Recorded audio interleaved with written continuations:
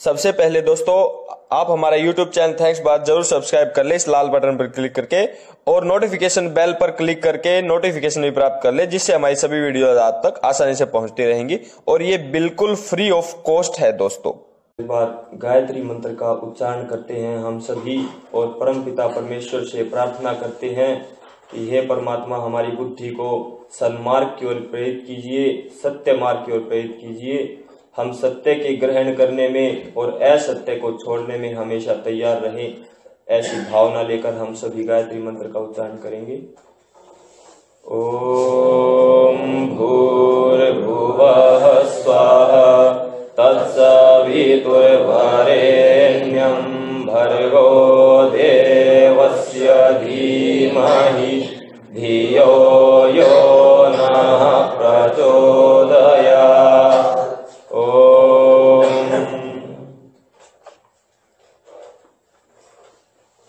आज के इस समाज में यदि कोई हमारी कमियां बुराइयां आदि समझाने का प्रयत्न करे और कोई पूर्व घटना को सामने लेकर आए समझाने की दृष्टि से, जैसे कोई शराब पीता है तो शराब पीने वाले को यदि कोई भी समझाने का प्रयास करे कि आपकी ही तरह एक भाई एक व्यक्ति और शराब पीता था और उसका ये हाल है, तो एक मुहावरा बोला जाता है इस समाज में।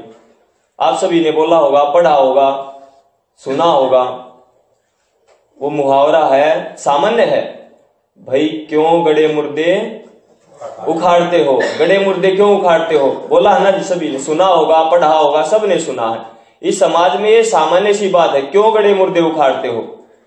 तो इस गड़े मुर्दे को उखाड़ने के ना उखाड़ने के कारण ही क्या नुकसान हो सकता है, एक सत्य घटना का एक छोटा सा आपके सामने उदाहरण प्रस्तुत करता हूं और उसके बाद हम आगे बढ़ेंगे।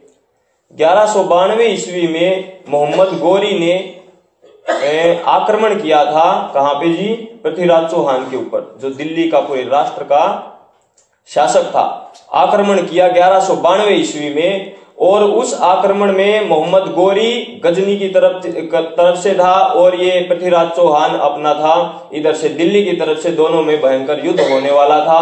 3 लाख सैनिकों की जो टुकड़ी थी मोहम्मद गोरी की 1,20,000 की थी और 3 लाख सैनिकों की टुकड़ी थी पृथ्वीराज चौहान की।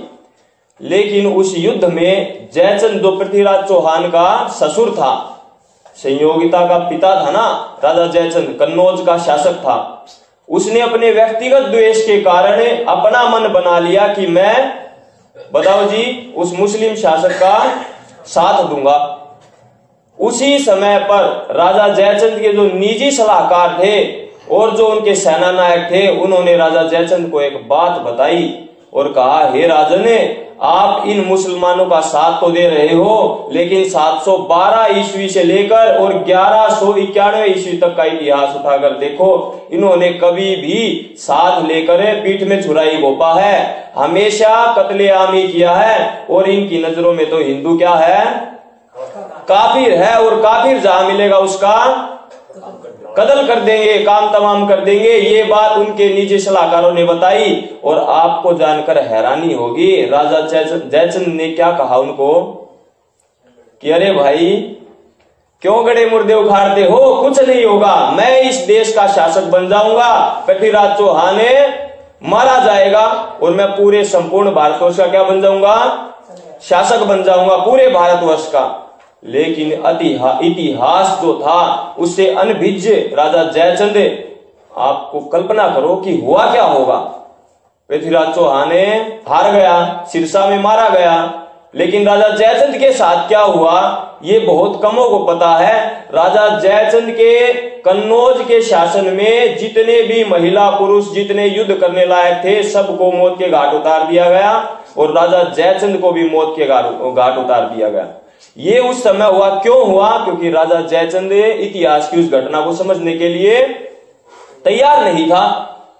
उसको बताया गया, पहले सावधान किया गया, लेकिन फिर भी राजा जयचंद ने एक मुहावरा बोला जो हम आज भी बोल रहे हैं। क्या बोला जी, भाई क्यों गड़े मुर्दे उखाड़ते हो। विचार विमर्श के साथ चलेंगे, बातचीत करते हुए चलेंगे, कुछ पूछे आप सभी बोलेंगे, जो समझ में आए ना आए तो उस पर विचार विमर्श कर लेंगे। तो एक गड़े मुर्दे, एक छोटी सी इतिहास की घटना को हमने पहचाना नहीं, जाना नहीं, और उसके कारण हमारा पूरा का पूरा राष्ट्र गुलाम हो गया। और गुलाम ही नहीं, गुलामों का भी गुलाम हो गया। क्यों? क्योंकि उसने स्वयं शासन नहीं किया इस देश पर, उसने अपना गुलाम कुतुबुद्दीन ऐबक यहां का बादशाह बना दिया और स्वयं लूट खसोट करके सोना चांदी हीरे जवाहरात लेकर अपने राष्ट्र को लौट गया। हम पहली बार गुलामों के भी गुलाम हो गए इस देश में, एक छोटी सी इतिहास की घटना ना जानने के कारण। और ये जो मुहावरा आज भी हम बोल रहे हैं कि भाई क्यों गड़े मुर्दे उखाड़ते हो। परवीन जी ने अभी एक भजन बोला कि यदि चाहो स्वयं को तुम करना सुरक्षित, सुनो साथियों इतिहास को जरूरी। यदि हम अपने आप को सुरक्षित करना चाहते हैं तो इतिहास पढ़ना, सुनना और उसको अपनाना बहुत जरूरी है। यदि राजा जयचंद इस मुहावरे को ना बोलता और उस युद्ध में पृथ्वीराज चौहान के विरुद्ध ना जाता तो हमारा राष्ट्र गुलाम नहीं होता, हम अपने आप स्वतंत्र रहते और मुसलमान इस देश में पुनः लौट कर ना आते। लेकिन हुआ क्योंकि हमने इतिहास को नकार दिया। अरे इस छोटी सी घटना को ही ना ध्यान में रखने का कारण हमारा राष्ट्र गुलाम हुआ। विचार करो, आज हमें तो इतिहास शब्द का अर्थ ही नहीं पता कि इतिहास शब्द होता क्या है, इसका अर्थ क्या है। इतिहास शब्द का अर्थ ही नहीं पता। पूछ के देखो, 99% युवाओं को इतिहास शब्द का अर्थ ही नहीं पता। इतिहास होता क्या है, क्यों होता है, क्या है, इससे लाभ क्या होते हैं। लाभ तो बहुत बाद की बात है, इतिहास शब्द का अर्थ नहीं पता हमें। जाना जाए इतिहास शब्द का क्या अर्थ होता है, विचार करें। विचार करते हुए आगे बढ़ते हम। इतिहास शब्द का क्या अर्थ होता है, अर्थात इति ऐसा ही, हा निश्चय से, आस हुआ था, अर्थात निश्चित रूप से ऐसा ही हुआ था। सत्य सत्य घटना को जो पूर्व काल में हुई थी उसको जैसी हुई थी वैसी ही पढ़ना, सुनना, बताना, लिखना, उसको कहते हैं इतिहास। आज जो हम पढ़ते हैं उसको कहते हैं इतिहास। ये इतिहास नहीं है, ये है नाश, इतिहास, अर्थात ऐसा बिल्कुल नहीं हुआ था, ये झूठी घटनाएं हैं, ऐसा हुआ ही नहीं था। क्यों? 1235 वर्ष की गुलामी इस राष्ट्र ने सही है, उसमें क्या सच और क्या झूठ आप स्वयं कल्पना कर लो। जो यहां पर एक ग्रंथ को भी नहीं छोड़ते थे, जो मुसलमान और जो अंग्रेज, तो हम कैसे कह सकते ये इतिहास सत्य था। तो अब अगले 1 घंटे के अंतर्गत हम ये विचार करेंगे कि इतिहास, सत्य सत्य इतिहास क्या है, जो हमारे पूर्वजों ने, श्रेष्ठ पूर्वजों ने अपने बलिदान देकर हमारे लिए सुरक्षित पुस्तकें छोड़ी हैं, इतिहास की सच्ची घटनाएं हमें बताई हैं, उस पर विचार विमर्श करेंगे। क्योंकि आज के समय पे इतिहास जानना अत्यंत आवश्यक है। यदि हम अपने समाज, परिवार, राष्ट्र को सुरक्षित करना चाहते हैं तो इतिहास जानना अत्यंत आवश्यक है। जब तक हम अपने इतिहास को नहीं जानेंगे हम आगे बढ़ नहीं पाएंगे। इतिहास शब्द का अर्थ तो जान लिया, अब विचार करो इसका लाभ क्या। अर्थ तो पहचान लिया, जान लिया, अब इसका कुछ लाभ हो तो हम आगे बढ़े। क्योंकि बिना लाभ के मनुष्य की स्वाभाविक प्रवृत्ति है कि वो बिना लाभ के कोई कार्य करता ही नहीं है, उसे लाभ चाहिए। तो इतिहास से लाभ क्या, हालांकि पूर्व जी कथन था, जो घटना थी उससे स्पष्ट हो गया क्या लाभ, लेकिन कुछ शब्दों के द्वारा थोड़ा सा और इसको आगे बता देता हूं। क्योंकि इतिहास ही वह पूंजी है जो हमारे वर्तमान में हमारा मार्गदर्शन करता है। इतिहास वह विषय है जो हमारा वर्तमान में मार्गदर्शन करता है और हमारे भविष्य का निर्माण करता है। हमारे भविष्य में उन्नति और समृद्धि हमारे इतिहास पर ही निर्भर है।